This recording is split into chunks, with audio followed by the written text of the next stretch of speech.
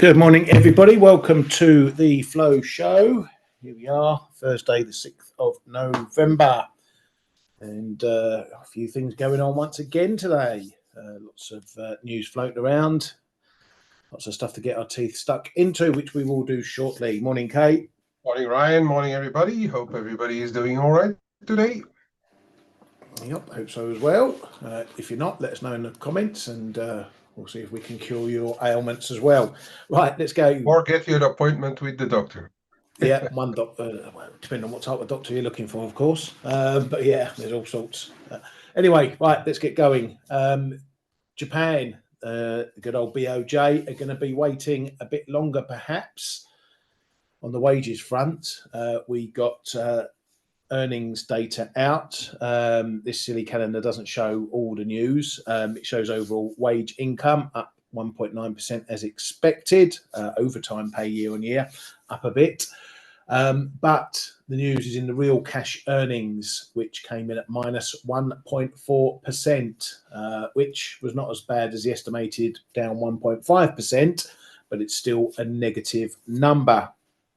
And that's something that the BOJ want to turn around, of course. Cash earnings year on year, they were better, 2.4%, beating the 2.3 expectations and prior 1.9. Full-time pay, that was a little bit softer, 2.2% versus 2.4% prior. But it's that real cash earnings number that is the one that won't be welcome at the BOJ. Though they might be getting a bit of good news because the Labour Union, and got the squawk shut up. 1 second. There we go. Shut him down. Sorry about that. Yeah, so the Labour Union, UA Zenzen, apparently is going to be looking for a 6% wage hike for their regular workers. So that's up around where we were before. Other unions were looking, have said to be looking for 5% or more. So we're up there again. Kate, how long is it going to take before these wage hikes actually push the real earnings higher? Good question. So if you're talking just about negotiations, they are going to be lasting deep into February. But if maybe the companies will already give us a hint at what they could do before. But the thing is, if I look at the wages that the unions especially managed to have, we spoke about it already on a prior Flow show. It should have had a positive impact on real wages, but then there's not only the unions, it's all the others as well, where potentially they did not get as much. I really don't know. To me, if companies align on what the major unions have obtained, we should have already seen it in the real wages, but we don't. Yeah, that's a big problem. But I mean, we've Yeah, seen, it's a big problem. 4-5% year on year over the last couple of wage negotiations, but we've still got these negative Yeah. numbers. I mean, I know it's obviously broad across the whole spectrum. You know, the unions aren't the whole economy. They're not small businesses, medium businesses, and that sort of thing. But yeah, I mean, is real cash earnings going positive? I mean, that would be obviously the icing of the cake. But is it going to stop them if they know they're getting 5-6% wage hikes again next year? Will that stop them from hiking? No, The fact that real wage is negative. No, I think it's okay, providing that there's also decent growth coming. And the problem is in Japan that growth is sometimes good, sometimes relatively weak, and now we are having that new government, new coalition, and we've heard about the Innovation Party guy. He wouldn't be happy with BOJ hikes, and yesterday I read something about, but he's an ex ex Bank of Japan, of course, they have always a lot to say, and he was there during Kuroda's tenure, right? Wakatabe. So he's a dove. He said he was not expecting any rate hikes before even next spring. So it's I really don't know what is going to take them over the edge now. Higher inflation is one thing, but then we know that if Takaichi and the Innovation Party and they're coming up with new investment measures, it's going to keep inflation high, right?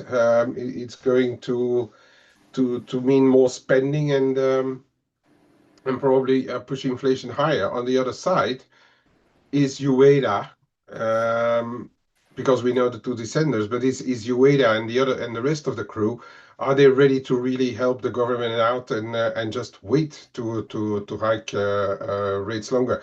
I mean, until well, I mean, it's easy actually to change opinion every day, but Yeah. until yesterday or the day before, I was really thinking December. I still think about it. December is live for the next hike, but then we had again a negative real wages data point there. I don't know anymore for the Bank of Japan to be honest, mate. What they are going to do? Are they going to wait next year? Which, if they do, is probably going to keep the pressure on the yen.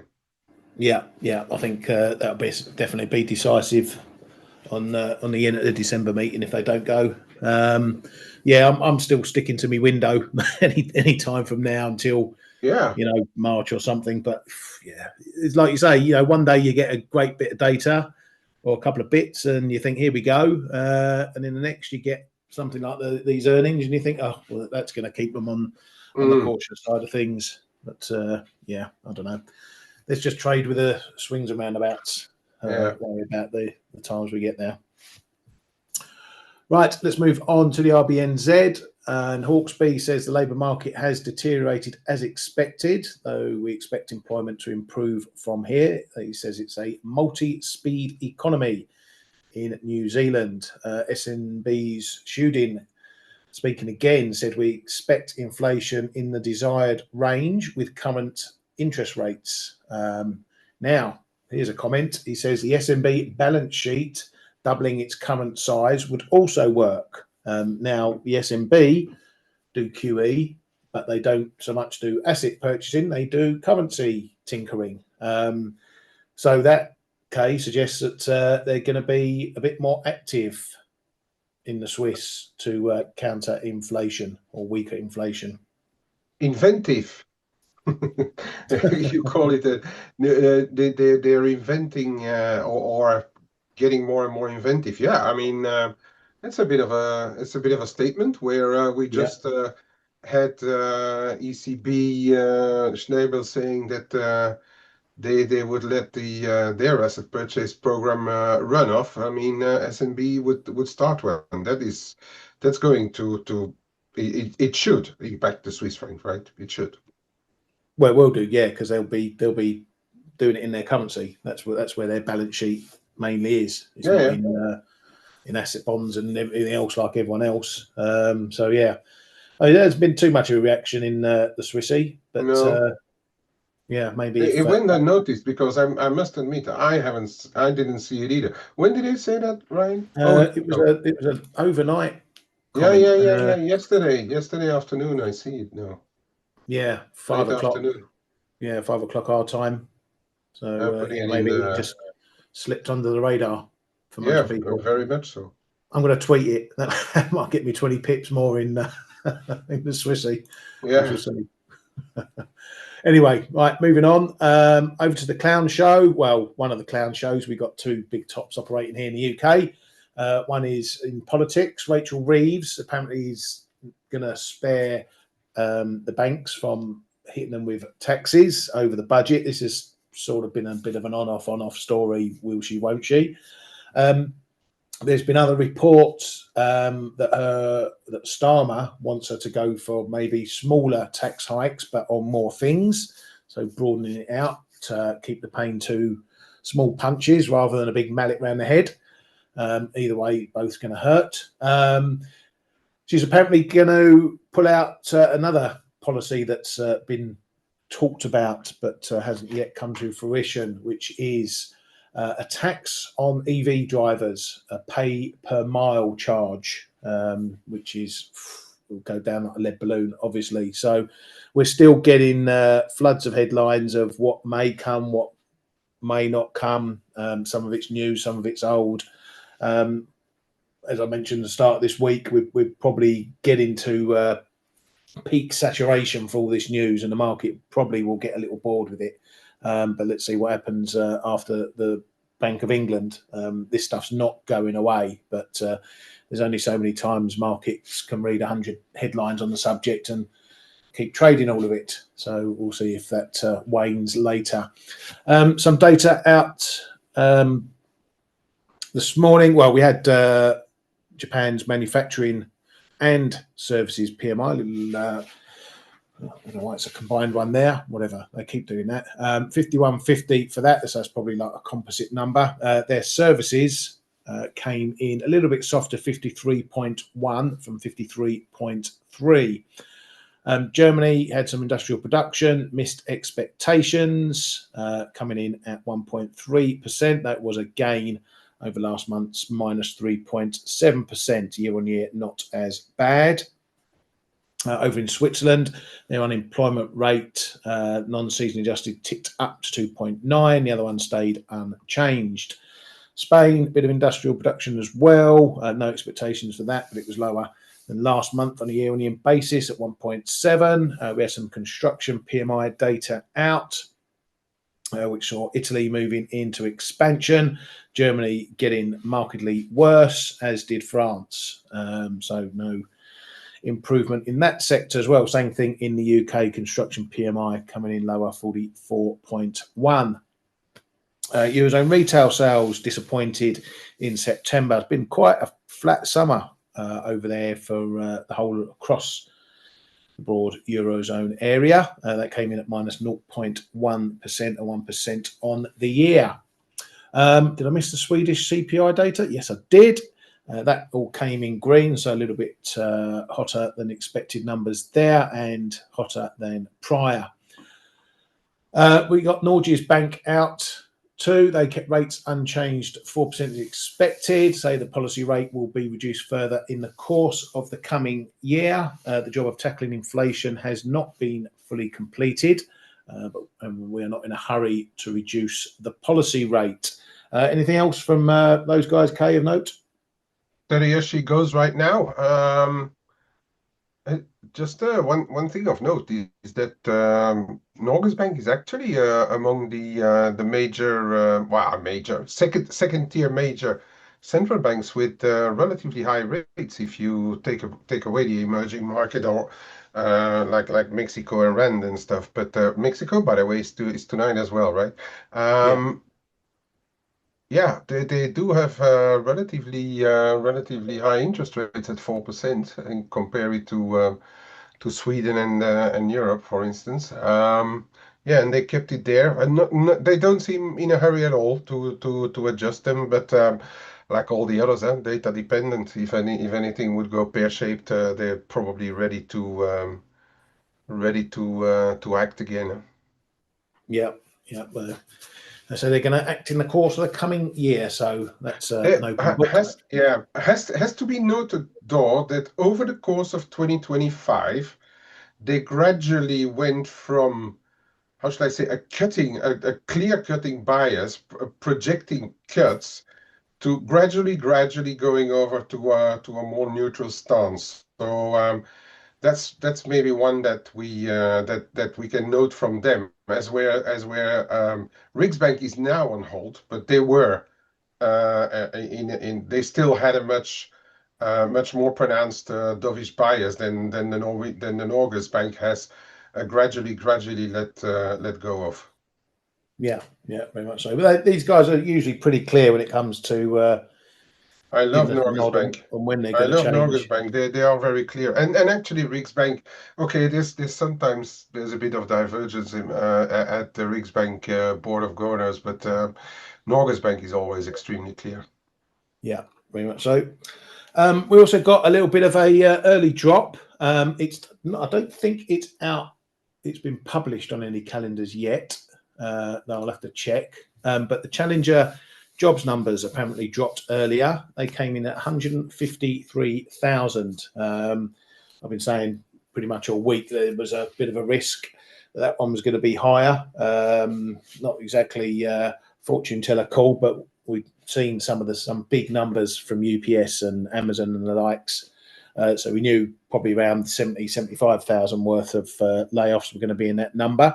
But still, it came in up a whopping 173%. So that's a big number there. There are also rumours that maybe this was leaked yesterday as well. Hence why we saw a bit of a move in treasuries. Don't know about that. But yeah, it's. I haven't checked the website actually whether it's official, this number, but that's what's dropped. It did come out early last month, if I remember rightly, but only by a few minutes that time. Certainly not a few hours, but that's what it is. We had a hot one from there. ADP came in yesterday, better than expected. We got 42,000 from a 30 to 32k expected. The prior month was revised better by 3,000 to 29k.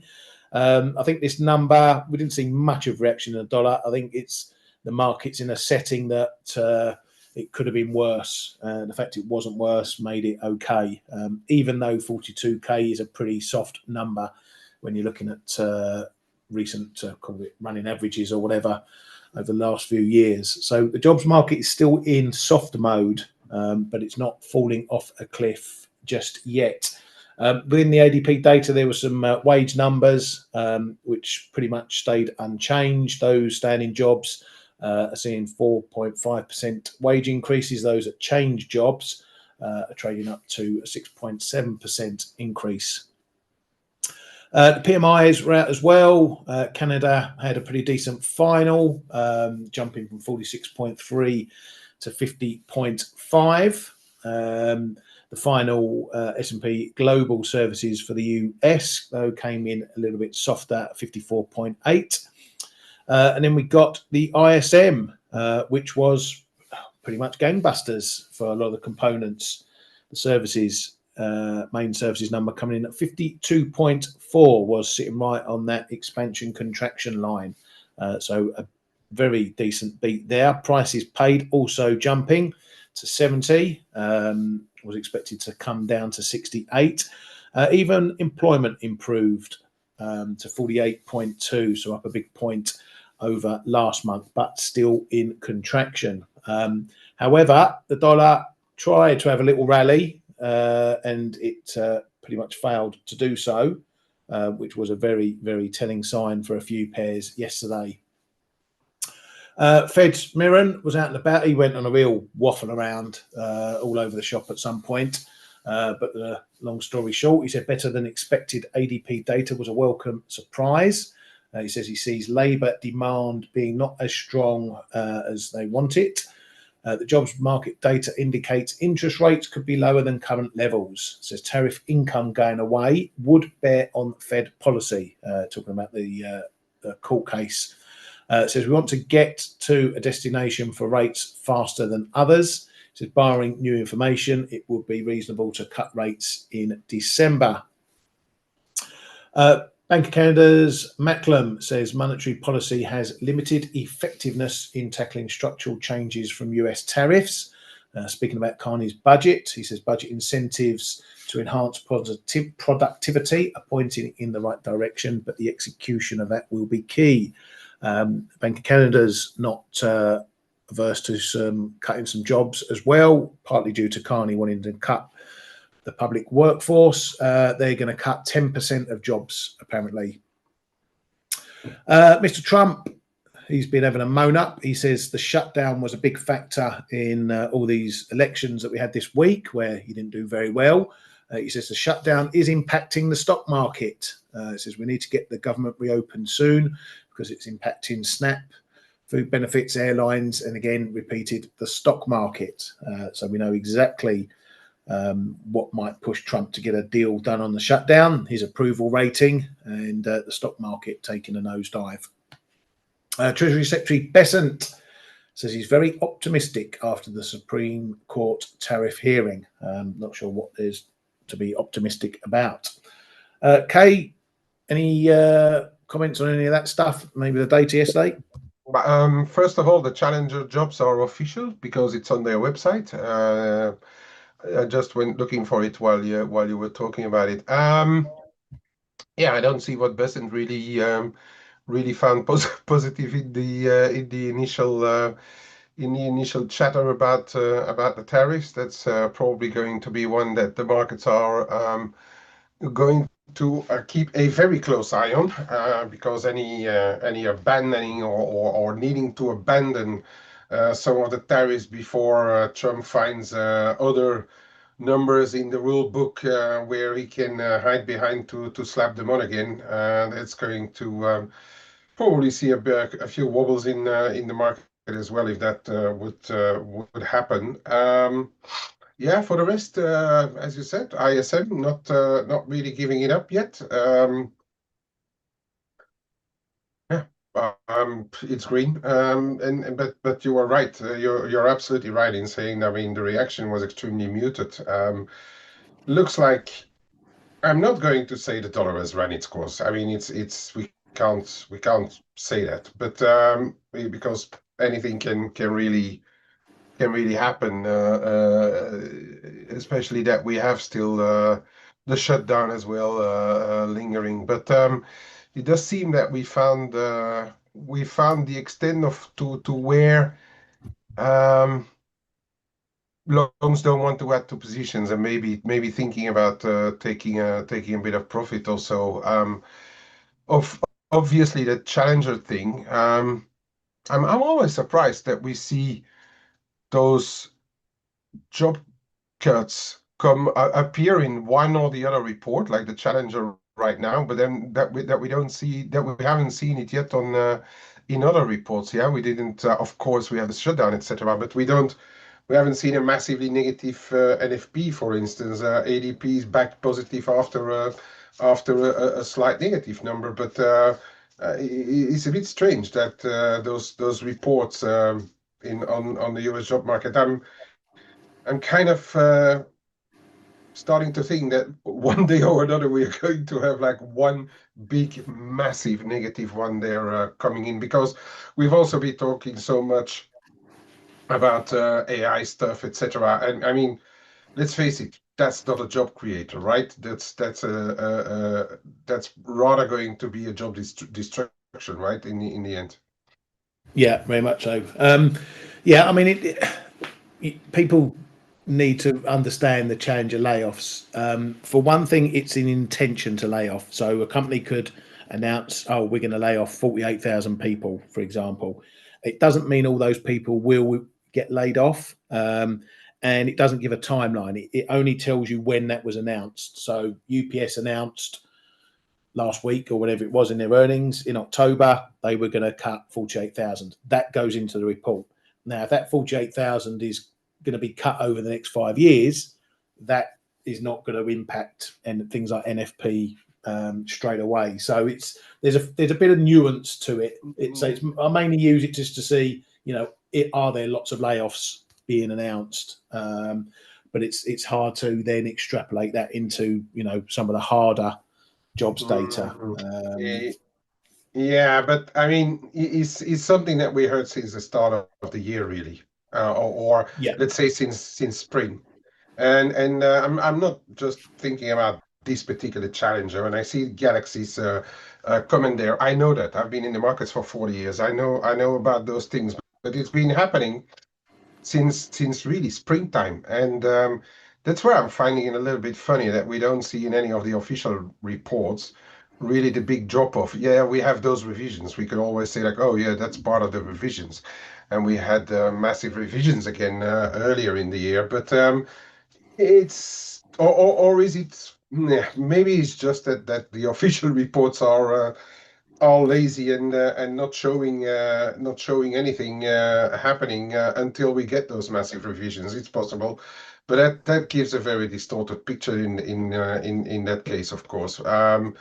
Yeah, I mean, I'm just could be that Trump is right, that BLS is a complete bullshit bullshit entity, and that they don't show the correct picture. But then in that case, he's kicking in his own doors, because it's not going to be a pretty picture if we think about all those announcements that been done to cut jobs. And in the meantime, we also know that the hiring has stopped, but the firing may not be huge as such in the immediate, but the hiring is also not nowhere, and that the Fed has already been talking about. So I mean, somewhere it should show up in a report sooner or later. Yeah, but you're right. It is one-sided, and it's negatively one-sided, because no one runs a job hire report.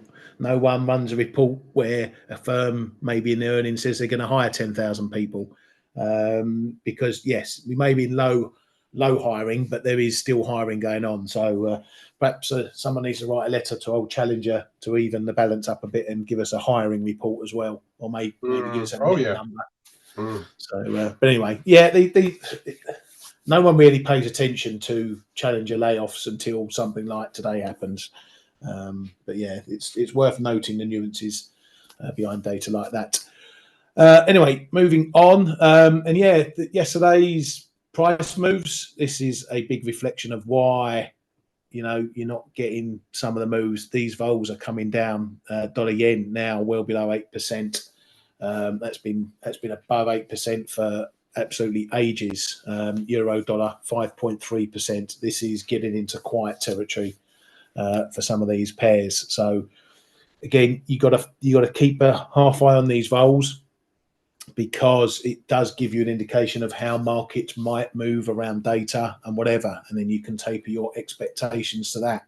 So things like the ISM, if you've got euro dollar vol running at 8%, you're going to get a bigger move. If it's running at 5.3%, you're going to get less of a move. So that's something all traders should have in their armory. Just keep an eye on those vols. It just can help you guide expectations for price moves.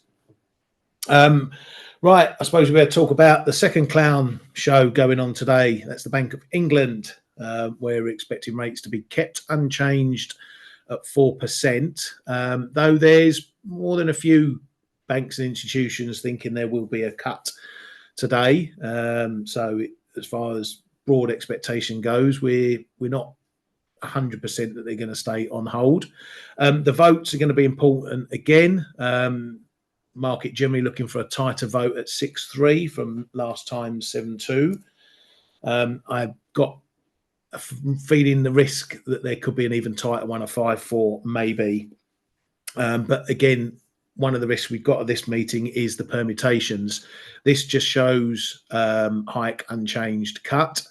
But we've got different levels of cuts. We've got 25 cuts and we've got 50 cuts. And that was the mess that the bank got itself into a while back, where we had a split vote and they had to re-vote again. So there's a possibility of that happening again.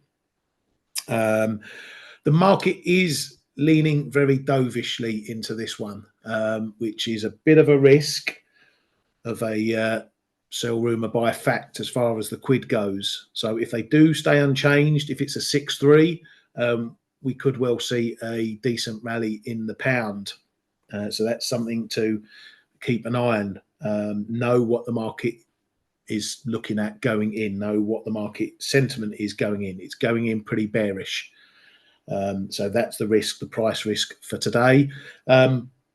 We got Michael pointed out in our chat room that there's been a lot of downside hedging activity in the quid, hence why the market's going into it dovish. We have got some decent expiries in the pound today. Let me just pull those up for you. You can have a quick butchers.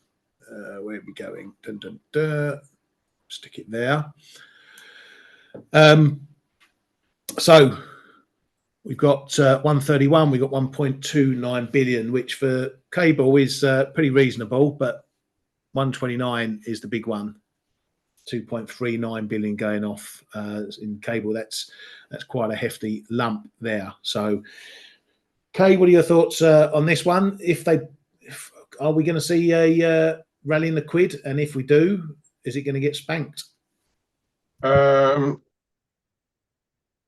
going for a 5-3-1 vote. 5 hold, 325, You sure and that's not a football formation? And Dingra, yeah, and Dingra goes 50.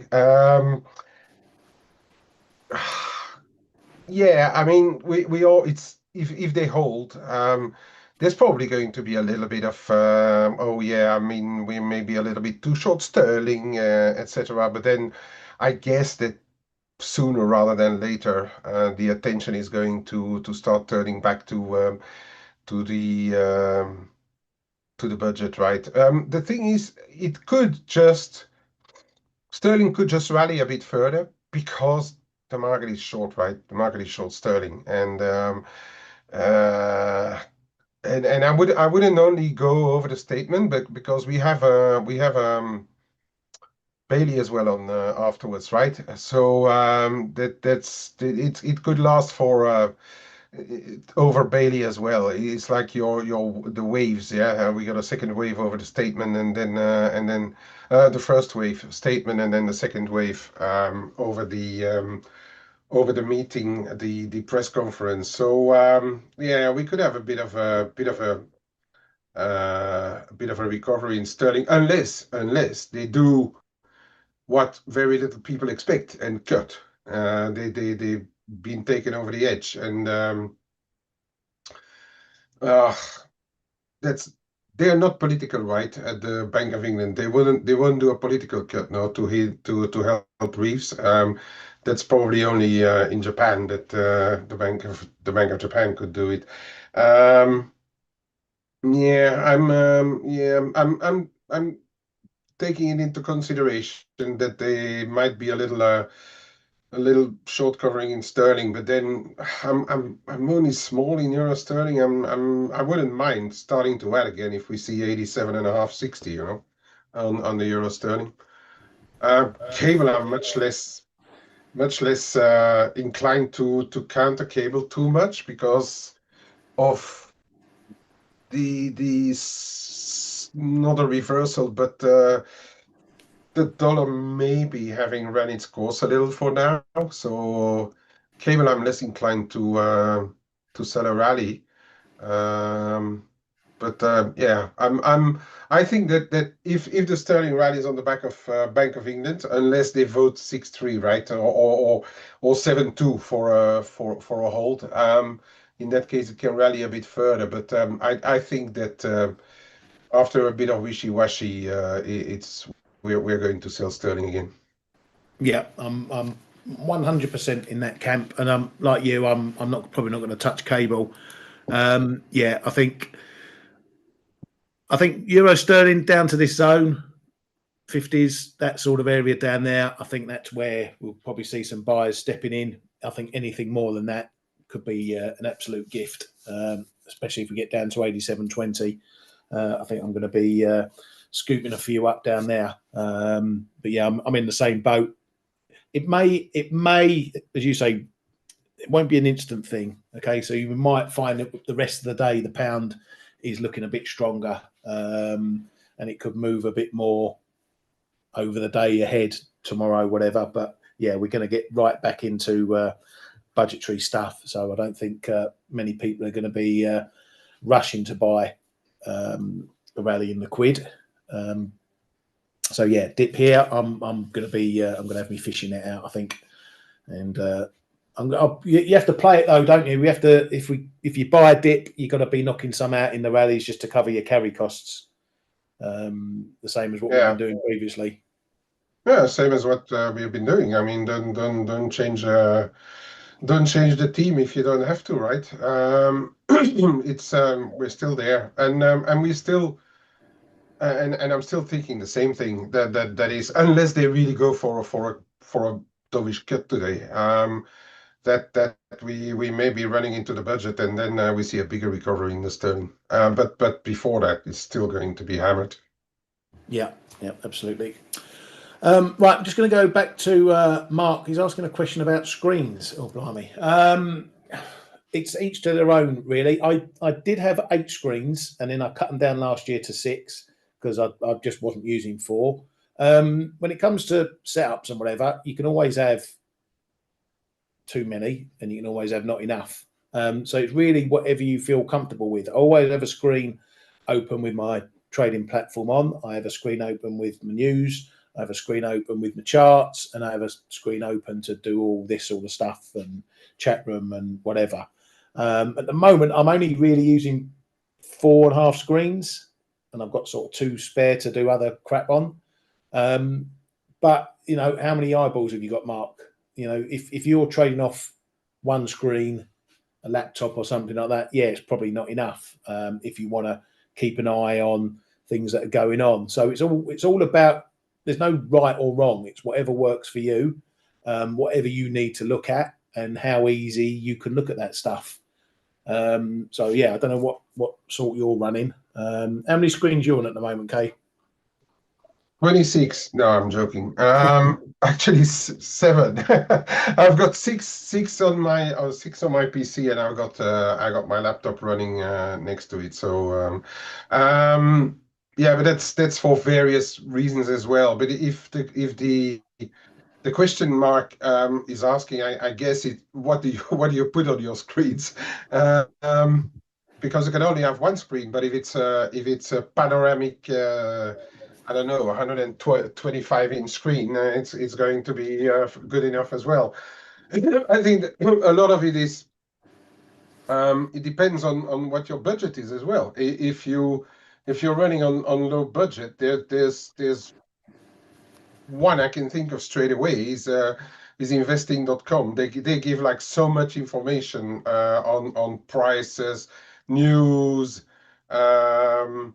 yeah, whatever, options, etc., etc., etc., that you can open 4 pages only with that one, which is for free. And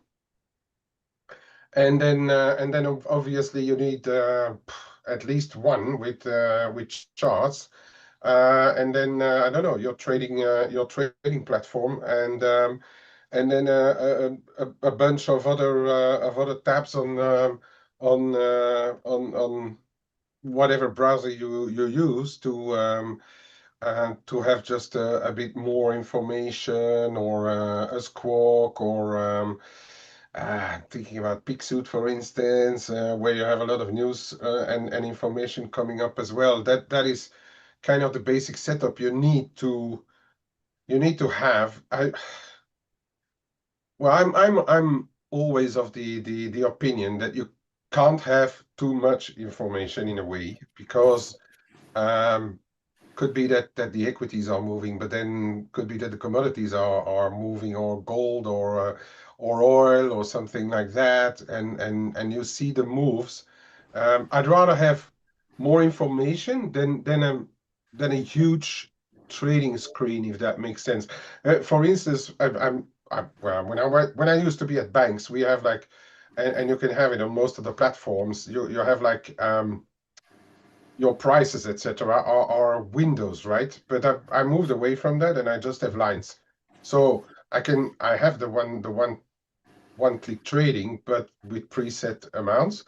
But I just use lines now to reduce the space that my trading platforms or form on the one thing take up in to really use much more information, and yeah, and then like a full screen with charts, etc.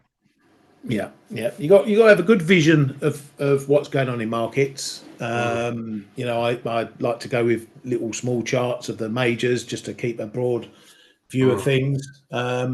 You also need your trading platform, and then it's just your information platform and whatever. So really, markets, whatever you feel comfortable looking at. Yeah, you can go out and buy 10 screens. But how is it going to help your trading? That's probably the question you need to ask. Right, let's crack on. Where were we? Right, euro sterling, we've done that one.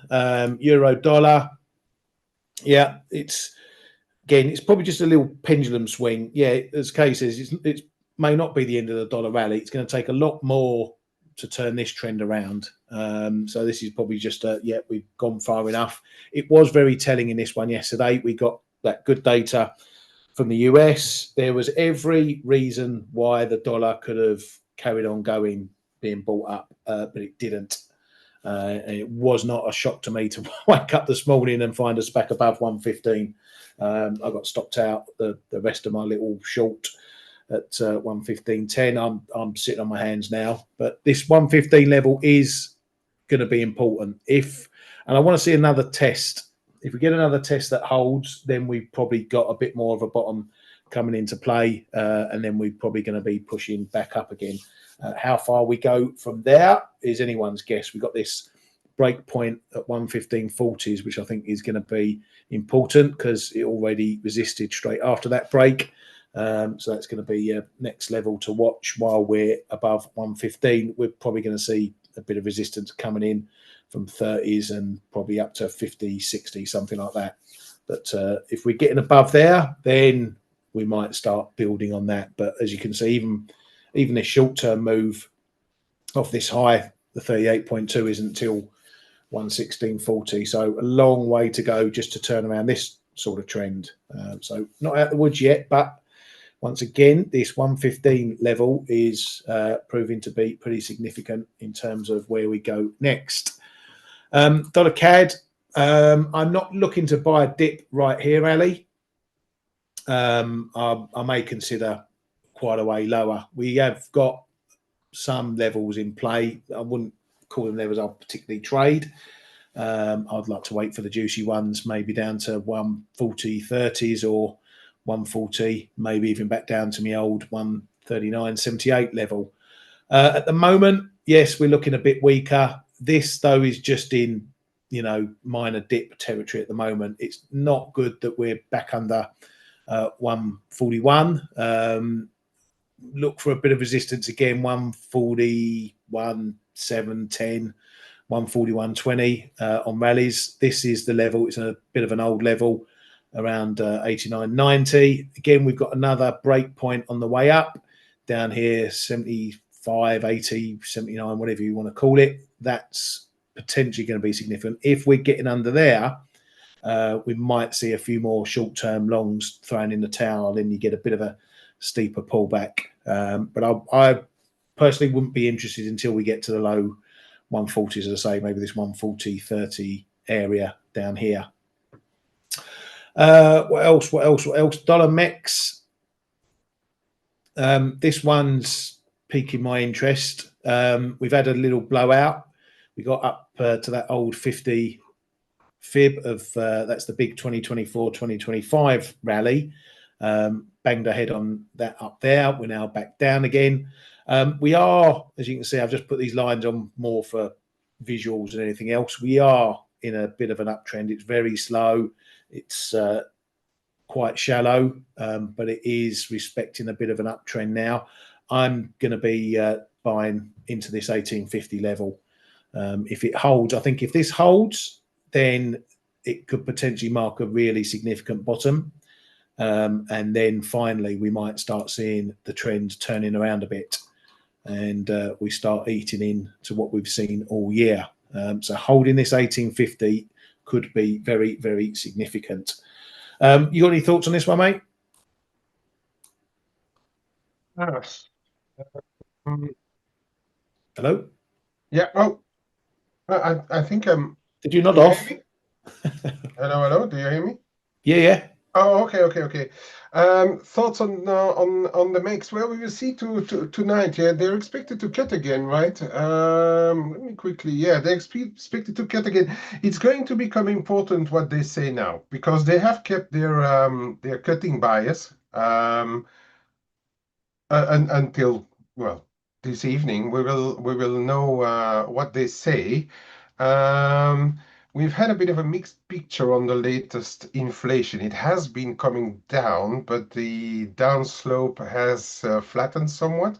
So there is a potential that they go neutral after today's 25 BPs cut, and then it will be case to see what rather risky is doing. It is a fact that interest rate differentials have diminished since they started to cut.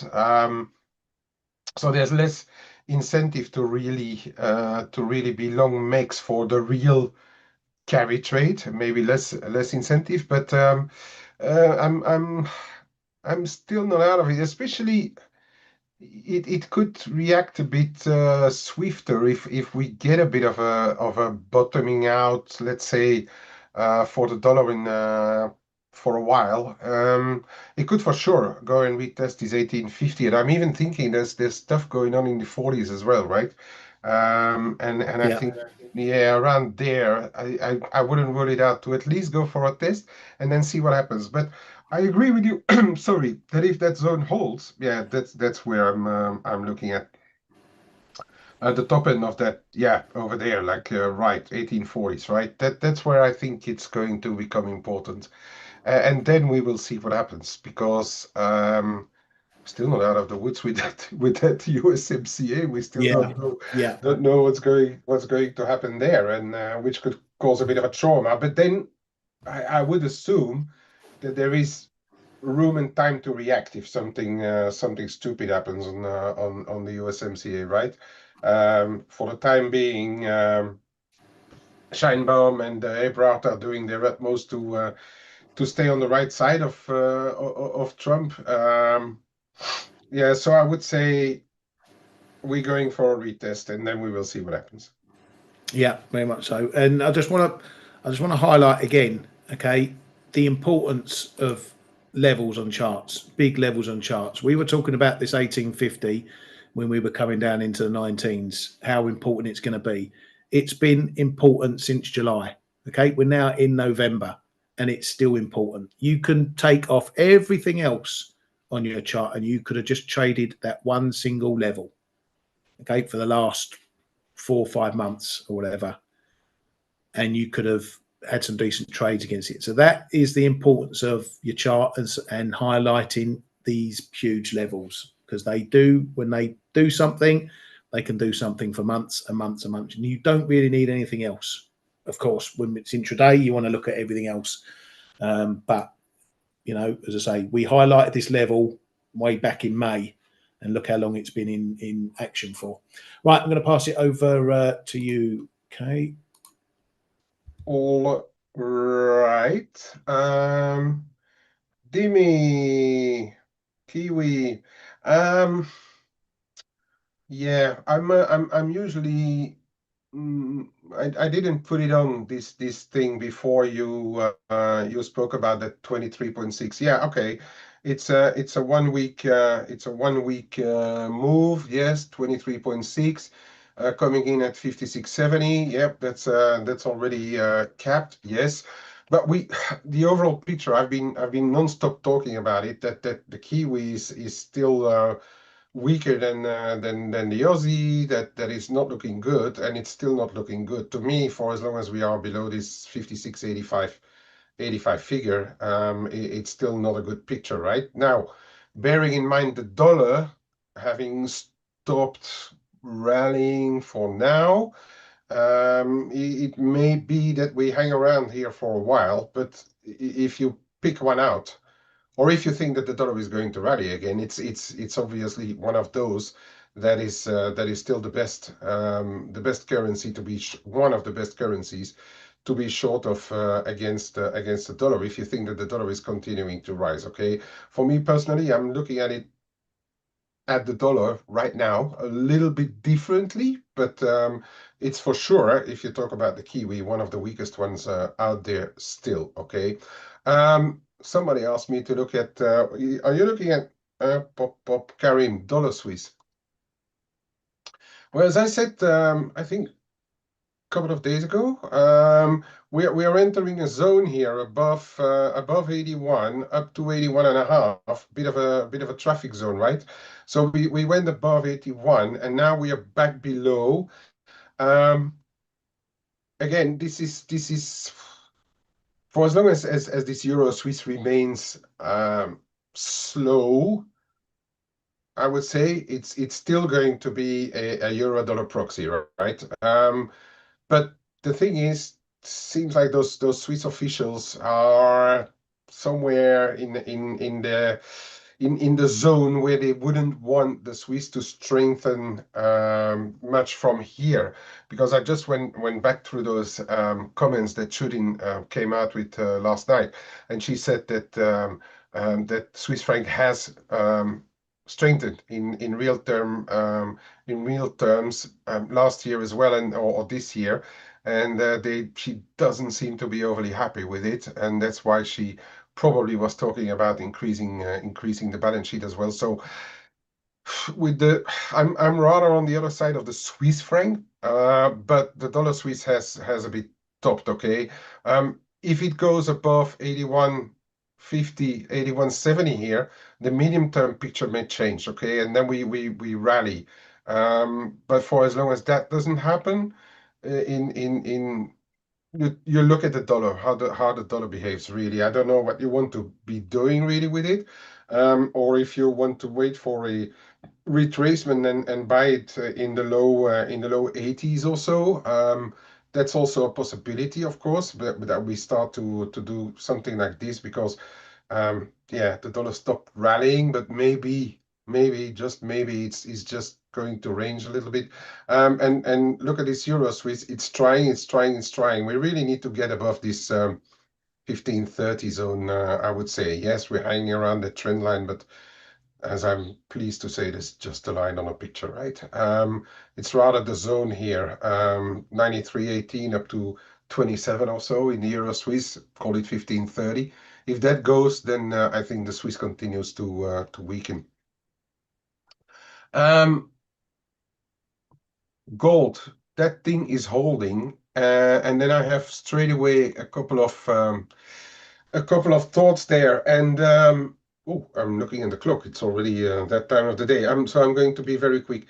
It's been holding all the time, but then that rally here, and thinking about what Michael Brown was putting on the on our chat this morning, saying that it maybe some people had the Challenger layoff number already. So I'm wondering to what extent those $40 is not some people, having already wind of the number. But we have to say that it's been finding buyers on dips. Okay, and now we're back above 4K. We could be pushing a bit further, in my opinion. Really short term, 39.75. That's where really it has to hold. If we get back down there, 75.80, and then we see it rally, that would be like a normal continuation. But it may be that we don't see below 4K over the day. I'm talking about short term here. At the wider, still wider range, 38.5, 39, 41, 10, 30. But inside, it could be that we are looking to push up a little further. And you've spoken about sterling and everything, right? Or did we look at the cable, Ryan? Just only briefly, just a quick look. Yeah, I think the magic number here is still going to be 130, 140. Once the BOE is digested, look where we are. If we see some sterling rally because they didn't cut and they haven't given the market much, a bit of a further rally should really not be excluded. And then look at where we end up. 130, 140 above or below could be enough to make or force a decision on the cable going forward into the end of this week. And with that, Ryan, back over to you, mate. Thank you very much, mate. Yep, a busy show. I hope you're all enjoying these shows that we do for you.